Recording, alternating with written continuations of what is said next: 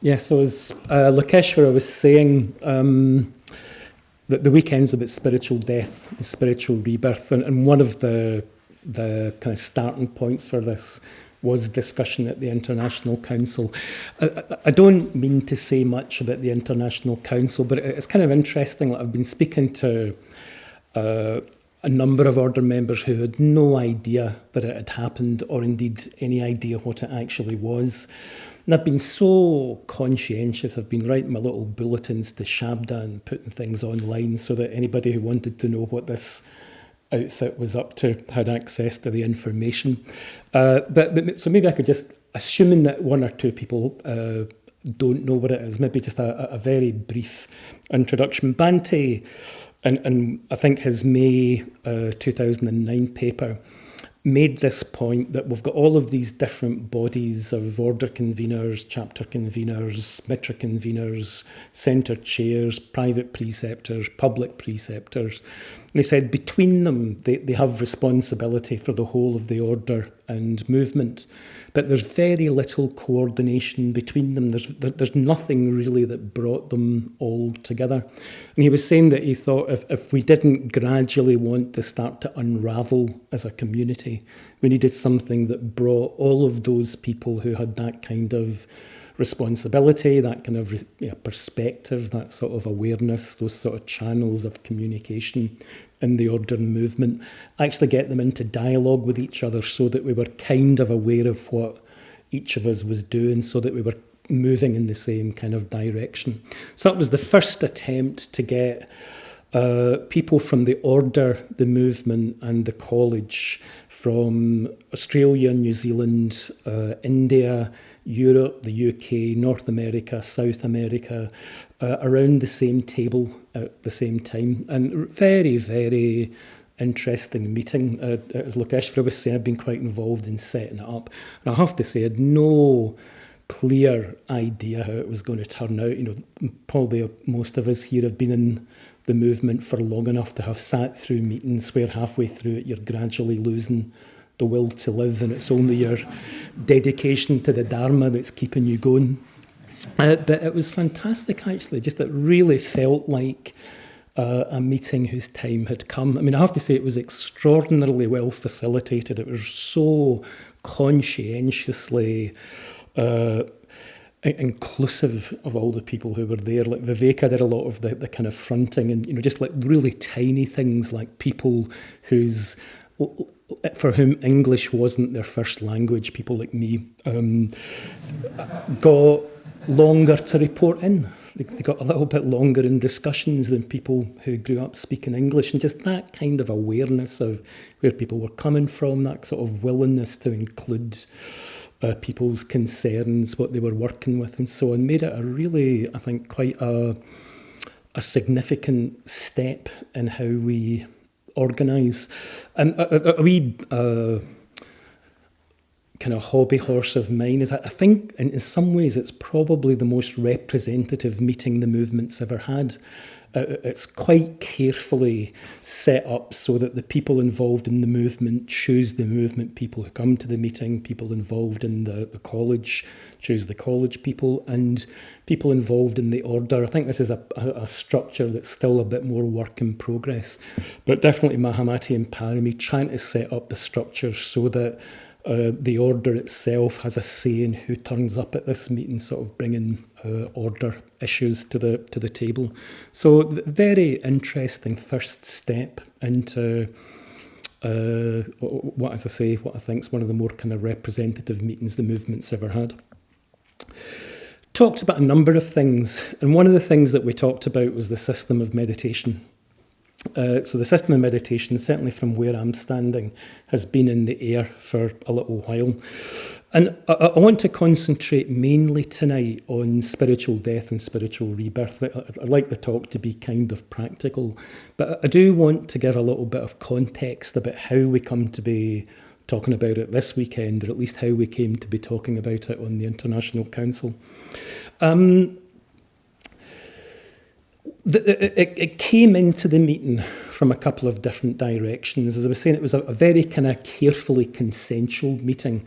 Some people loved it, and it drove some people to distraction, just how conscientiously the forum was set up to make sure everybody's voice got heard. Somebody was saying they had never been marched up and down a room so often. One of the ways that they were testing consensus was if you agreed with it, you were at that end of the room. If you didn't agree with it, you were at that end of the room. People were spread out in between, and those few outliers had to explain how come they were standing where they were standing. It's a very kind of, it was probably the most fun I've ever had arriving at consensus, but it took a wee while sometimes. But very kind of carefully trying to find out what people were thinking about and talking about in the order, in the movement, in the college. And the thing that had most interest, you knew it had most interest because of all the things on the wall with sticky notes, the number of dots, there were about sort of 30 odd people voting on what they wanted to talk about, and this cluster of dots around the system of meditation, just really clear, a lot of interest, a lot of attention on the system of meditation. One of the things that had brought it into the forum was that the college wanted to talk about it. The public preceptors who were there had been talking about it in a college meeting. We definitely wanted a bit of a discussion about the system of meditation. It had arisen pretty much by the discussion that we'd been having for probably the whole year before around reimagining the Buddha and the implications of that for the system of meditation. So, there was quite a rethinking of one of the major planks of the system of meditation, this whole thing of spiritual rebirth. Bhante had raised some pretty fundamental questions around in his Reimagining the Buddha paper and his Buddhophony summary of the 44-page original. So we definitely wanted to talk about it, but we were pushing at an open door. Lokeshvara, when he asked me to do this talk, was expressing a wee bit of concern that he didn't want it seen as too top-down an initiative, the Preceptors College bringing the system of meditation for discussion. But I have to say, it wasn't my experience in this meeting at all. It really felt like we were raising something that people were impatient to talk about. There was just a real interest and engagement in the system of meditation. There's reasons for that, I think. I think over the last few years, 2003, 2004, maybe before that, meditation, how we approach meditation, how we practice meditation in the order, I think, has been a real topic for discussion, not just discussion, but a topic for practice. And, perhaps it was always like this, but it seems to me there's been more energy, attention, thoughts, engagement with meditation over the last few years than there has been for a long time. So in some ways there's been quite a resurgence. But I think that there's also been, in a way that's been a bit unusual for the order and movement, an exploration. There's been a few years ago a significant number of order members drawing on sources outside the movement, outside Bhante's own framework, and obviously feeling that their own meditation practice benefited from that kind of support. So I think there's been a real kind of, first of all, something that people have found personally helpful as practitioners been going on over the last few years.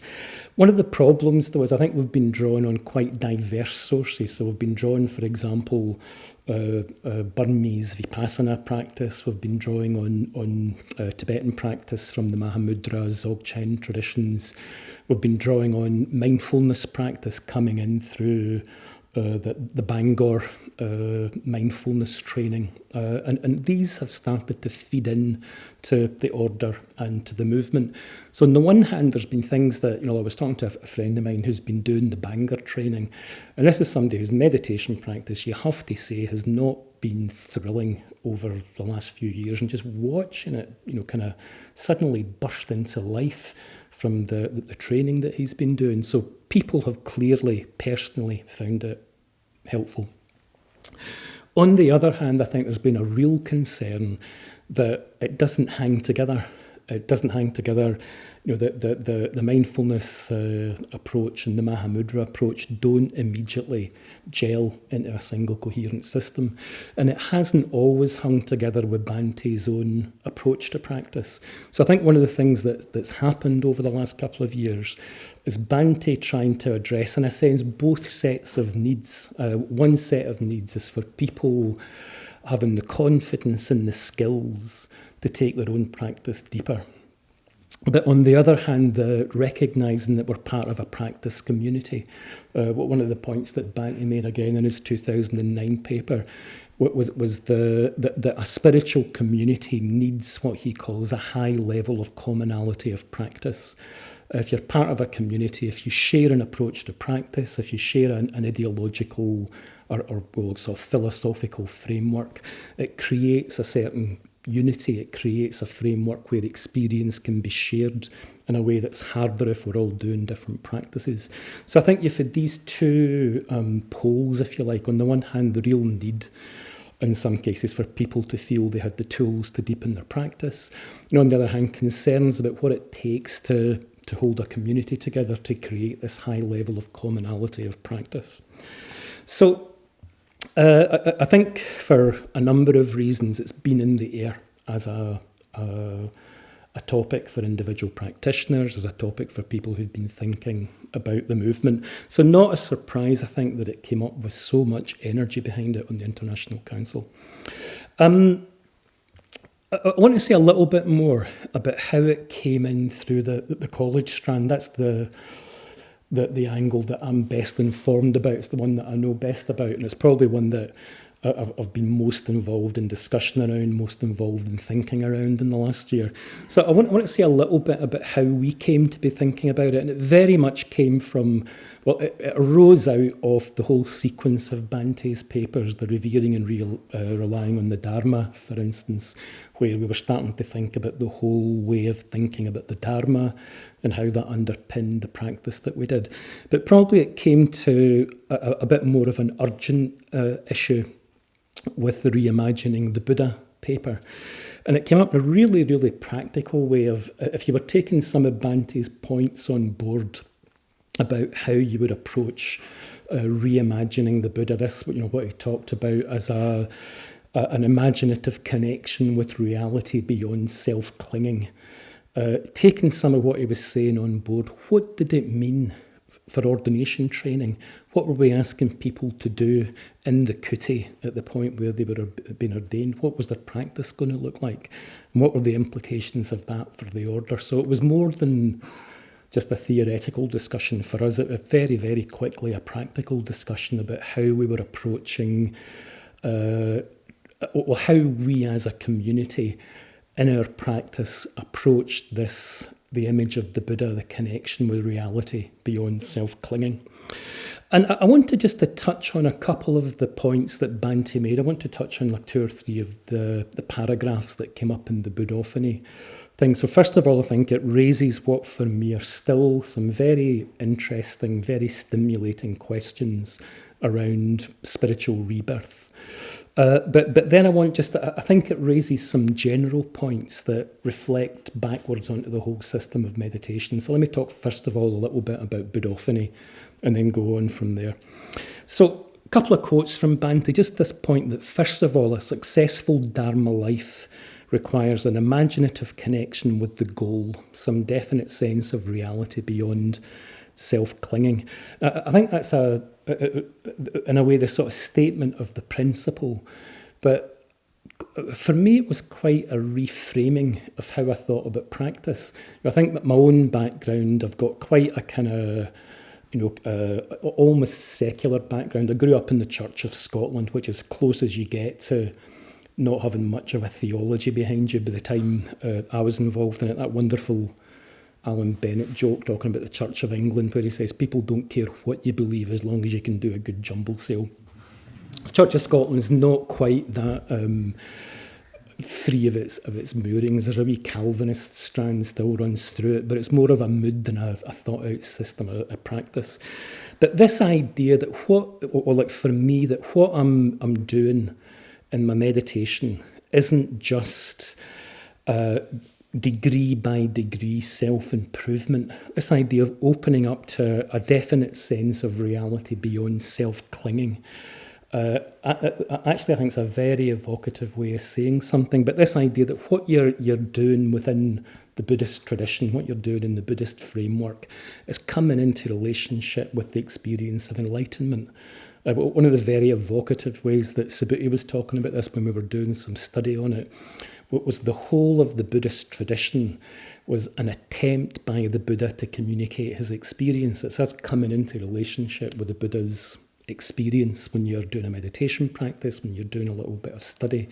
And actually what you're touching, what you're listening to, what you're becoming receptive to, is something way bigger than our own sort of self-referential framework. So just that idea that built into a successful Dharma practice is a receptivity to something way beyond the whole framework of self-reference, I guess was the starting point of that whole paper. Bhante then goes on, he raises what I think are some quite fundamental questions that definitely put question marks against what we've been doing in the ordination training, if not in the order movement. So just a couple of points. First thing that Bhante says, a lot of the way that we've done that traditionally, the way that we've made connection with this reality beyond self-clinging, the traditional way of doing that's been sadhana practice, right? So that the whole kind of stage of spiritual rebirth, the practice that goes with spiritual rebirth is sadhana practice. So Bhante has been putting a question mark against how sadhana practice is done, but in his Buddhophony paragraphs, he's very careful about how he builds it up. So like he's sort of recognising that the kind of practice that people have been doing for 30, 40 years. When I first came along to the movement, it was much, much more grounded in the Tibetan tradition than it is now, I think. I think Bhante's always been a synthesizer, but I guess he wasn't that long out of Kalimpong when he first started teaching within the order. And, I remember, I've got a really concrete memory. Like I was living with a Jita in Danavira in a road called Grey Street in Glasgow. And I was working in Stob Hill Hospital at the time, and Danavira and Ajita were both basically full-time practitioners and had their little UB40 card to certify that. So they spent the day practicing, and there was a definite period. So you have to get the sense of Grey Street. Grey Street was obviously named for the atmosphere that sort of pervaded it, right? It was just grey.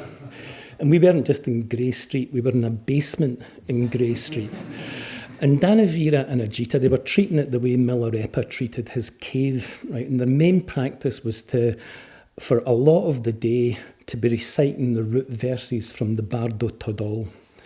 So I would come home from Stob Hill into Grey Street, down the stairs into the basement, and you could just feel it had moved from light grey into dark grey, the whole atmosphere of the place, with Ajita and Danavira doing the root verses of the Bardo Todol and all the rest. It had definitely created an atmosphere. And I'm a Pali Canon kind of a person, this is not the way I think about practice, but it was very much the kind of flavour of certainly practice in Glasgow at that time. If you did the refuge tree had basically come directly from Bhante, from Kachu Rinpoche, from Jangyam Khyentse Rinpoche, I think, and it had Padmasambhava in the middle, so you had Padmasambhava and a whole set of Nyingma images around it. Much, much stronger Tibetan flavour to some of the practices that we did than is the case now. And Bhante's second paragraph, I think, recognises that. So he's saying that any order member who has a means of making such a connection is successfully engaging with his or her sadhana practice on the basis that has existed until now has my encouragement to continue. Whatever does evolve in future as a way of imaginatively connecting with the goal should incorporate all the benefits and experience of what has been done in this respect until now. And I think that's a really important point. In some of the discussions that I've been involved in around Buddhaphony, forgive me if I'm sort of repeating stuff that's familiar by now, but certainly I've been involved in some discussions where people feel that an approach to practice that they've found really spiritually valuable is being devalued. I think it'd be crazy if we were writing off 40 years of meditation practice, the practices that the order have been doing, practices that the order have been sharing, practices that people have found spiritually valuable.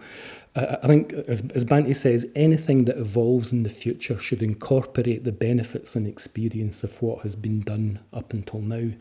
And for some people, that approach to practice completely suits them, as I'm, sort of mentioning some of my flatmates in the 70s and the sort of passion with which they engaged in practice. So I really don't want this to sound like something's being damned with faint praise. I think genuinely what's being said is that there's something of real spiritual vitality there, and it would be a ridiculous spiritual waste not to be recognising and valuing what people have been doing in practice up until now. So first of all, I think it's interesting that Bhante starts off with a real unequivocal affirmation of what's been done up until now. But then he goes on, and the next point that he makes is that the Triratna Buddhist order is not a continuation of the Tibetan tradition or any other particular Buddhist tradition. It should be clear that whatever practices are done in the order and movement depend on principles derived from the Buddha himself. So first of all, he's saying this is valuable, and then he's saying we're not a continuation of the Tibetan tradition. Now, when we first started discussing this in the Preceptors College and the private preceptors meeting, the really obvious question that came up was, what do we do with this? What does this mean? Does this mean that we carry on doing bodhisattva practice? Do we think that we carry on doing visualization practice? We don't do it? Just like starting to think the implications through. And I found it really interesting over the year, realising that I don't think it was possible to come to a kind of premeditated theoretical conclusion to this. I think it had to be a question, and it had to be a question that got kind of worked out in people's practice. I'm sure it's not a process that's finished, but it's a discussion that I've been involved in, I guess now for a year and a half, since the discussion around these issues first started coming about. And I found it really interesting just watching the exploration of different ways of connecting with the Buddha. So the first one is taking this thing about anything that we do in the order and movement depends on principles derived from the Buddha himself. And a really obvious first step was to look at how other traditions imagine the Buddha. So again, forgive me if this is sort of familiar ground, but one of the things I've found very fertile has been looking at, for example, in the Pali tradition, how they do Buddhanussati practice. So I hadn't realised, for example, we studied some of the Buddhanussati texts, and the Buddha Vandana appears, I think, literally in hundreds of different Pali texts. That little set of verses, such indeed is he, the richly endowed, the free, and so on. You'll find that repeated in hundreds of texts. When Buddha Ghosha in the Visuddhimagga talks about Buddhanussati, about bringing to mind that the Buddha, it's the Buddha Vandana framework that he uses. The Vimuttimagga, the sort of the Agama equivalent of the Visuddhimagga, when it talks about reimagining the Buddha, that's what it looks at. So there's not a blue sky anywhere to be seen. There's no mention of the Buddha being visualised, but there's a bringing to mind of some of the key points of the Buddha's experience. I think anything that finds its way into hundreds of texts and lasts for hundreds of years of commentarial tradition, I think it's kind of interesting just to think, why has it lasted quite that long, become that widespread? So I found it very interesting just starting to engage with those more Pali-Canon-based ways of bringing or coming into relationship to the Buddha's experience. I found Ratnaguna's stuff around the Purubeda Sutta very interesting. First of all, I found in Ratnaguna's book on reflection, he quotes what I think is this really evocative text of descriptions of the Buddha's attributes, a text called the Purubeda Sutta. But he also suggests how you engage with that text. So there's this meditative way of listening to something and just noticing what is it that touches you. You know, like some of the Buddha, if I go through the Purubeda Sutta, some of them don't touch me at all, but some of them do. You know, some of these qualities I have a very strong response to. A description of the Buddha as somebody who has neither craving nor aversion. For example, for some reason I get wee shivers going down my spine when I listen to it. And it's not that, we were doing this on a GFR retreat in the States recently, and we were doing the going for refuge and prostration practice.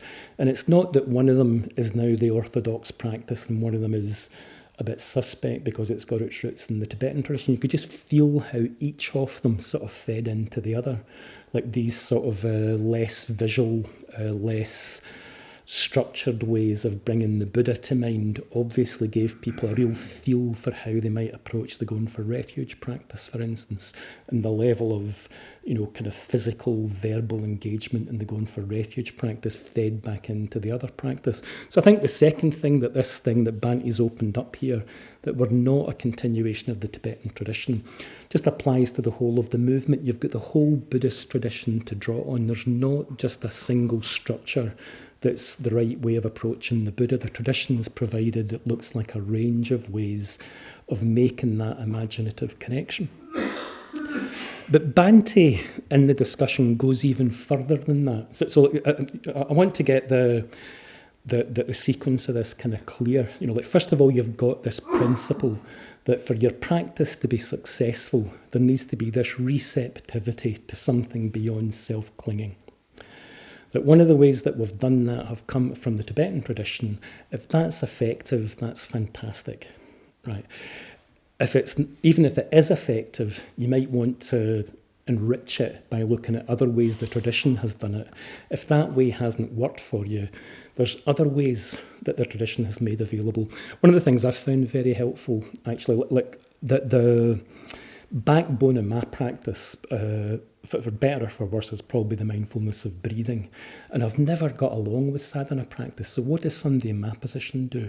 So Bhante in his next paragraph says that the development and engagement of imagination is one of the keys to the spiritual life. And our effort should be to allow imagination to unfold naturally, not to force it into any particular iconographic mould. The main point here is rather than giving people off-the-peg images, we work with individuals to find images that express those aspects of enlightenment that most strongly appeal to them or are most appropriate to them. And I hope I'm not overstating this, but this seems to me like an enormous step that you're saying, look at your own experience and what is it that really plugs you into that imaginative connection beyond self-clinging. When we were talking about this in the Preceptors College, I'm sure you won't mind me quoting his name, but Nagabodhi had a great image. His image was, he was saying that he had been brought to spiritual practice but with a really straightforward personal experience. There was a definite experience of something beyond self-clinging. And that was the foundation of his whole spiritual life, he felt. He got involved in Buddhism, took on a structured practice, got involved in the whole kind of framework of practice, and built what he described as a house. And he said it was years down the line, in fact, like decades down the line, that he realised he had built the house beside the foundation rather than actually on the foundation. And, you know, very dutiful, careful, systematic, intelligent structure, but not one that was plugged into what was the real live current going through his own practice. So this idea that what you're being asked to do is to work with people to find the images that express those aspects of enlightenment that we most strongly respond to. Seems, like, again, a very important piece of a jigsaw. I was saying that for me, sort of mindfulness practice is probably my main point of connection to, the Buddhist tradition. And actually, for a long time, I found it quite difficult that there was so much emphasis on visualization practice. And it hardly touched me. And I was conscientious enough to do it for the first sort of 10, 15 years or so. But, the practice that worked and a practice that the order said was central, and the two things didn't hang together. And this idea of starting to recognise in each of us what it is, what's the real driving force of your own spiritual practice, and how does that come into relationship with reality beyond self-clinging? So I hope this isn't too glib an example, but again, just a couple of things for me. Of realising that in the mindfulness of breathing, again, my kind of habitual way of thinking about it is I'm gradually improving my awareness, right? So I'm careful, I'm looking at my distractions, step by painful step. I get a little bit more mindful, a little bit more concentrated. But one of the things that came out in the discussion in the Preceptors College was, again, what you've got with the mindfulness of breathing is the Buddha saying, look, this is what it looks like from where I'm standing. This is what awareness is like. So if you were to take attention to the breath, the body, the feelings, the mind, watch when you push stuff away, watch when you cling on to stuff, stop doing that. What's that like? That's a wee glimpse of what my experience is like. So this idea that's had quite a big effect on my own mindfulness of breathing practice actually is what I'm doing is not just improving my own distracted mental state. I'm getting a glimpse of what the Buddha's experience is like. I'm getting a communication from. I'm creating conditions that create a certain receptivity to the experience of the Buddha. And just having that as a framework when I'm doing mindfulness of breathing, as I say, I think has given me a connection with something outside what was been quite a strong framework of self-reference to me, but not in a way that's alien to my own practice. Like it plugs into where the real natural instinctive connection to practice is for me. So this third point of Bhante is that you're looking for what it is that people most strongly respond to in the experience of enlightenment. Seems like I think a very interesting third element. So you've got, again, this affirmation of what we've done, a recognition of what else the tradition gives us, and being asked to look at your own experience, what works, what actually touches what starts to build on the foundation that you're bringing to practice. So I think very interesting opening up of what practice is, the elements that make for a successful practice that come out of this discussion about reimagining the Buddha. And I suppose I want to try and draw a couple of general points from that. So one of the points that Subhuti made, Subhuti gave a wee talk about the system of meditation on the International Council. And it was just sort of pointing out the conditions under which the system of meditation lecture was given. I think it was given on the convention in 1978. It was, according to Subhuti, Bhante in full creative flow. There was a lot of stuff coming that he was doing in those days, from seminars and talks and so on. And he gave the system of meditation lecture. It was Bhante trying to look at a range of practices being done in the order, trying to bring them together and to show how they related to each other. What he says himself was he was trying to show how the practices related to each other and how they created a progressive path of practice going deeper. But a lot of our approach to meditation has been built on that hour-and-a-half long lecture. And it was Bhante definitely talking to the situation at the time. A lot of diverse practices, people trying to figure out how they related to each other. And actually, in the 30 years between, the order has moved on. practitioners have got 30 years more experience behind them. The order's got quite a different set of issues around meditation. So Subhuti was saying that if you look at the lecture, that there's 4 different strands packed together in it that actually it would be conceptually helpful to draw out and to separate. Yeah, so I found this a really helpful little analysis of the system of meditation lecture. Subhuti was saying that it runs 4 different systems together, actually. And if you're not clear about them, then they can easily get conflated. So the first one is principles of spiritual life. So there's a set of 5 underlying principles that are basically based on the 5 spiritual faculties, but you've got mindfulness and integration as something that any healthy spiritual practice is going to have as part of it. You've got positive emotion. You've got this element that Bhante calls spiritual death, which is this sort of letting go of what we identify with, and then in the space that's created by that, something emerging, spiritual rebirth. And then this other element that he doesn't systematise, that he talks about in terms of just sitting. He talks about in another lecture in terms of spontaneous action, for example. So you've got these 5 spiritual principles. You've got a second strand that is Bhante trying to kind of identify where the specific practices that we do and how they fit in. So each of these principles gets connected to a specific practice. So integration gets identified with the 4-stage mindfulness of breathing, for example. You've got a third strand, which is to do with levels of commitment to the Sangha. So, for example, you don't do the 6-element practice until you've asked for ordination. That was the theory, at least. I have to say, when I was when I first came along to the movement, you did the 6-element practice if the person leading the retreat felt like doing the 6-element practice. But the theory, at least, was you do the 6-element practice when you've asked for ordination. You do sadhana practice after you've been ordained. So that you've got the principles, you've got the specific practices, and then you've got levels of involvement with the community. And then you've got a 4th stage, which is the hierarchy of spiritual experience. So you've got this idea that the integration deepens into positive emotion, deepens into spiritual death, deepens into spiritual rebirth. So 4 things come together.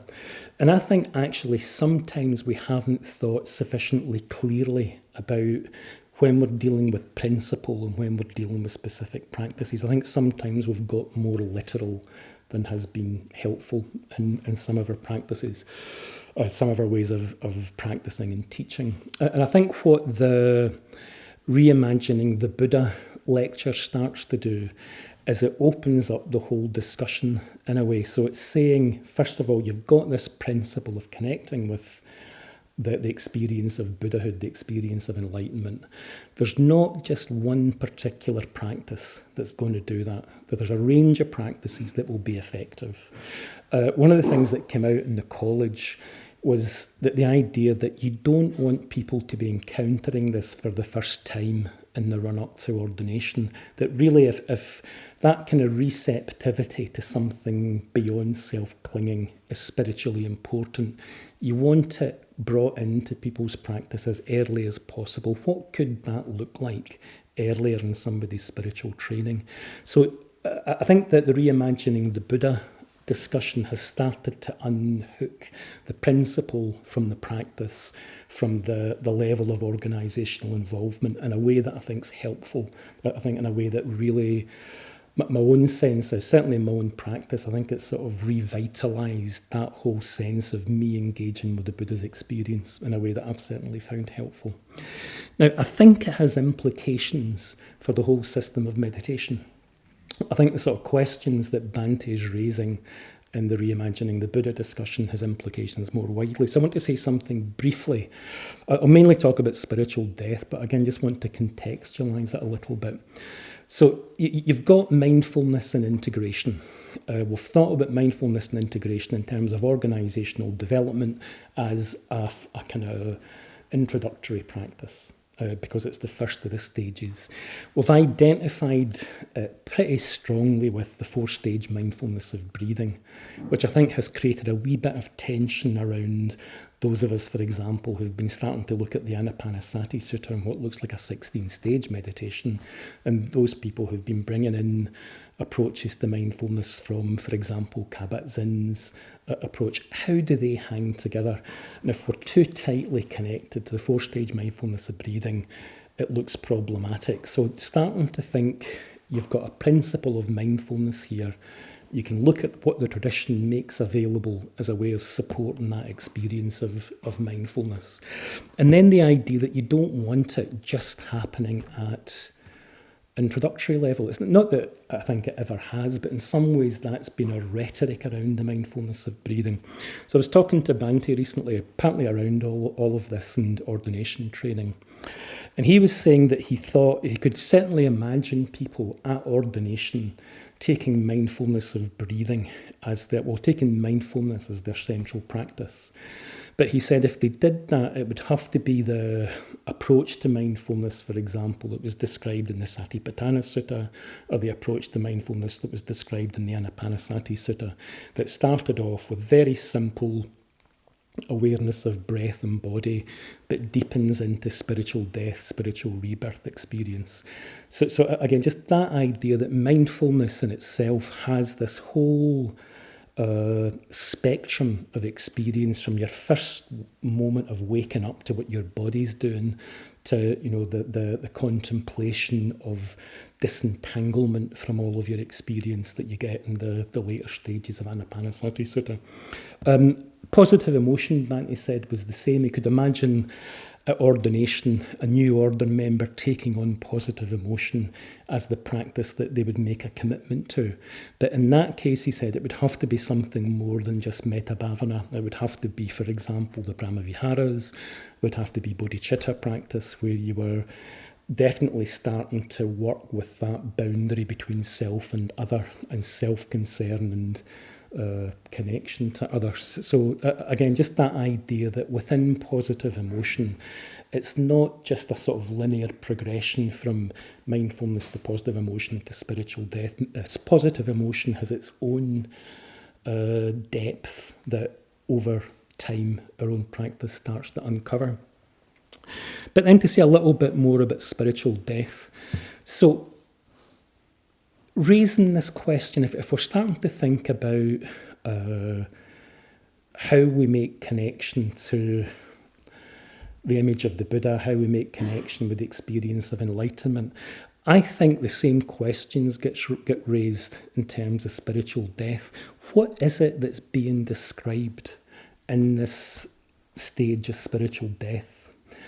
What is it in the tradition that we find helpful, and what is it in our own experience that really connects us to that? And in a way, I don't know if I want to say very much more than that. I will, actually, but in a sense, almost that's the sort of main thing that I hope gets discussed a little bit over the next couple of days. But I want to say something at least about how we've approached it traditionally. So our main route into spiritual death classically has been the 6-element practice. It's been sort of identified with the 6-element practice as the main practice. Now, I want to say a little bit about 6-element practice first of all, and then just try and open it up a wee bit. And the first question I've got about 6-element practice is, given how important it is in our structure. So Bhante recently has said he thinks it's probably the single most important practice that we do, that the order shares, which I found quite striking. But I was on a retreat at Dhanakosha recently where I was teaching some stuff around the system of meditation. And the number of order members on an order retreat who never did the 6-element practice was quite striking. Like one order member there who had been ordained for about 10 years, who hadn't done the 6-element practice since their ordination retreat. And again, I don't know what a representative sample it was. I guess the fact that they were there at all trying to do a bit of first aid maybe makes them a wee bit of a skewed sample. But I suppose my sort of first question of, given how central the 6-element practice is, how often, how effectively do we do it? And, like the Subhuti describing this in the talk that he gave, like he was saying that a lot of people he thought did a real burst of it. For example, at Guhyaloka or Akashavana, you had like 2 weeks of intensive 6 element practice. You got your sadhana, and for a lot of us, that was probably the last time we did it seriously. And whether or not that's true, I think would be quite an interesting little bit of information to get. But my own experience of 6 element practice, it definitely for me really woke up in Guhyaloka. And I want you to say something about in praise of 6 element practice. But I think for a lot of the time, to me, the 6 element practice was just slightly head-banging set of reflections. So I'm sitting there, I'm letting go of my individual consciousness and somehow opening up to the universal consciousness element. I had no idea what that meant. Where is the universal consciousness element? I really did not understand what I was being asked to do. And I think it wasn't until I was in Guhyaloka that I got a glimmer of what this practice was getting at. So, forgive me if I'm speaking to people who've got a clearer idea than I had, but it really felt like finally I got a sense of what this practice was trying to get at. First thing was, it was contextualised. So I guess this is by way of just trying to think, what is it that the spiritual death practice is trying to get at? First thing that we did at Guhyaloka was the confessions. And that was probably one of my strongest experience of a spiritual death practice, of my carefully nurtured and protected self-view suddenly getting all of its camouflage removed and people getting to see the real thing. I found the confession period at Guhyaloka excruciating. I got more and more paranoid about my group. I would turn up one day remembering what I'd said the day before and thinking, oh my God. And I had a whole story going on about what they must think of me. It turned out not a lot of it was true, but I found it quite an exposing experience. So anyway, the first thing that you were doing was this intense period of confession. Next thing you were doing was the study, and especially chapter 11 of the survey, looking at the lakshanas. And in that situation, we had enough sort of simplicity to actually engage with the material and get a glimmer of what the lakshanas were getting at. And then to take that ethical scouring and that sort of conceptual interest in the lakshanas into the shrine room with a lot of samatha practice, and to start to look at your experience in the 6 element practice. And just 2 things that I want to mention. One is realising the 6 element practice has got a very strong samatha element to it. That when you're doing the thing that made a big difference to my 6 element practice was realising that I'm not just thinking that my body has an earth element, that actually there's the simple, direct experience of solidness, of weight. And actually realising that the elements were more like a body scan than they were like a line of abstract argument. So I'm sitting there feeling the weight of my body. And then just bringing in the Lakshana study. So you're just thinking, what I'm experiencing right now, is it permanent or is it not? Is it permanently satisfying or is it not? And is it absolutely intrinsic to what I'm doing? So you're doing this, as funky as it gets, meditation practice. You're imagining what you just ate. You're remembering the last time you went to the bathroom at Guhyaloka, again, a bit more of a dramatic experience, squatting over the wee hole. But, it absolutely was not a permanent part of your experience. So you let it go. But you don't let it go as an abstract matter. You're just looking, oh my God, it's not the way I thought it was. So why hold on to it so tightly? So first of all, I suppose just wanting to say this thing about that samatha element of connecting to the element as a direct sensual experience, and then just noticing it flow through. But I wanted to say something just about the consciousness stage, which always sort of really flummoxed me. Realising it's exactly the same as all of the other elements. You're just looking at every moment of consciousness, and you're saying, is it permanent or is it not? Is this moment permanently satisfying or is it not? And if it's not permanent, is it intrinsic to me? And you think, maybe it's not. And it's this experience of not being so tightly caught in a single moment of experience. So just this thing of what's the experience of consciousness when you're not so tightly identified with any particular experience.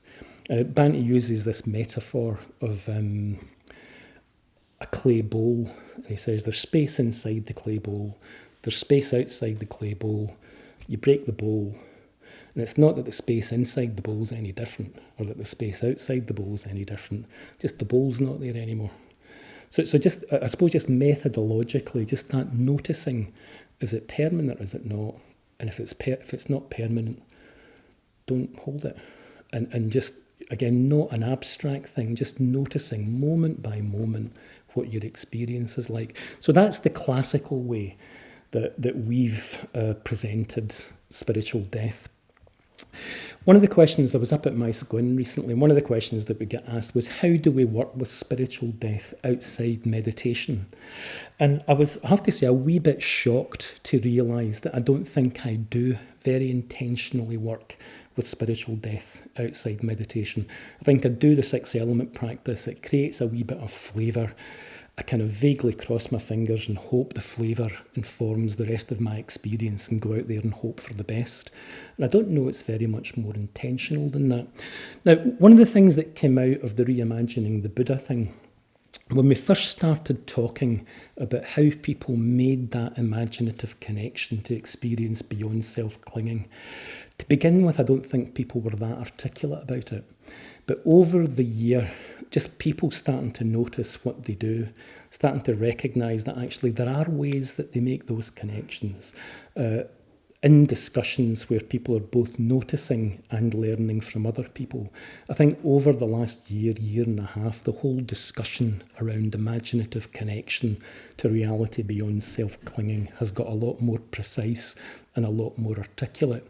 And with the spiritual death part of it, I'm kind of hoping the same process has to go on. My guess is that there are ways that we engage with, that we support spiritual death.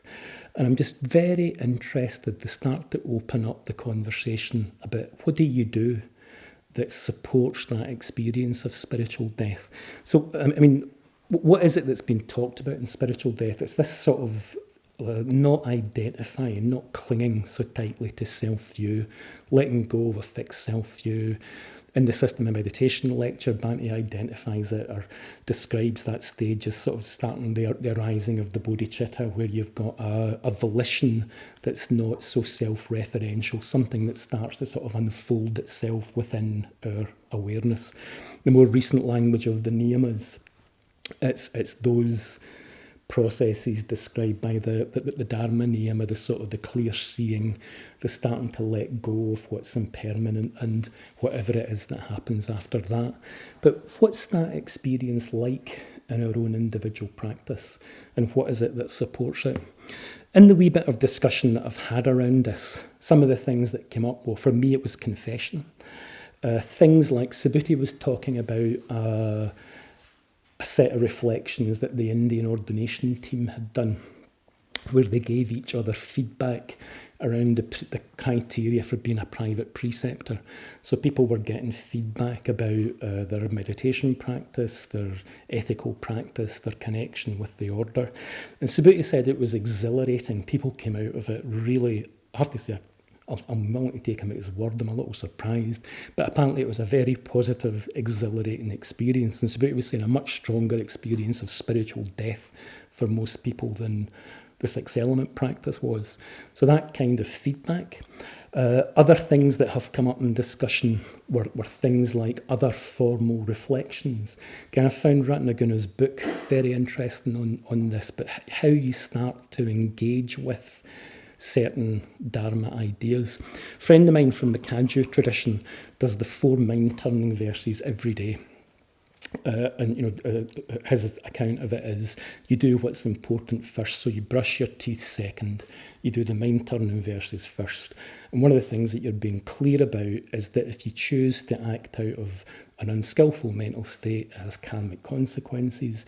If you choose to act out of a skillful mental state, it has karmic consequences. So right at the start of your volitional engagement with the day, you're trying to set up the intention that you're going to be acting out of awareness, openness, kindness, rather than falling into habits.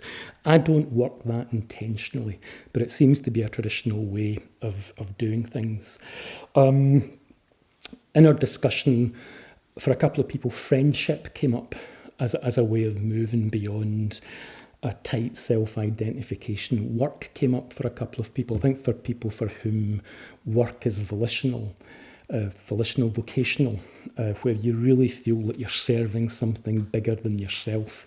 Again, there's an element of moment-to-moment, day-to-day spiritual death. But again, I just throw them out more as pump primers, that the real question, I think, is in your own experience, to come back to this thing about spiritual rebirth and spiritual death, what connects you to that bigger experience? What works as a point of connection with the experience of the Buddha? And what works to actually start to loosen the tight self-view, tight self-identification, and to allow something less self-referential to start to be the central current in our experience? So, as I was saying, I think these questions apply to the whole system of meditation. I think one of the things we hope is going to come out of the International Council is starting to open this up as a discussion, like Subhuti was talking about. It's taking a fresh look at the system of meditation. We definitely want to ground it in the system of meditation. I think the system of meditation is so much our shared framework that we would like that language, that sort of conceptual framework to be the framework that we have the discussion within. But within that, just starting to look at what actually works, what supports the experience of mindfulness, what supports the experience of positive emotion, what really connects you to what's emerging in your own practice, what is it in the tradition that supports that growth in us. And I think it can't be a theoretical discussion. I think you're looking at the order after, for some of us a few years, for some of us a decade, for some of us a number of decades now of practice, and just starting to have a conversation where you're looking at what is it that you do that supports that experience? What is it that other people do in the order that we can learn from that supports that experience? What is it that the tradition makes available that will support that experience? So I think to begin with, it has to become a conversation between practitioners.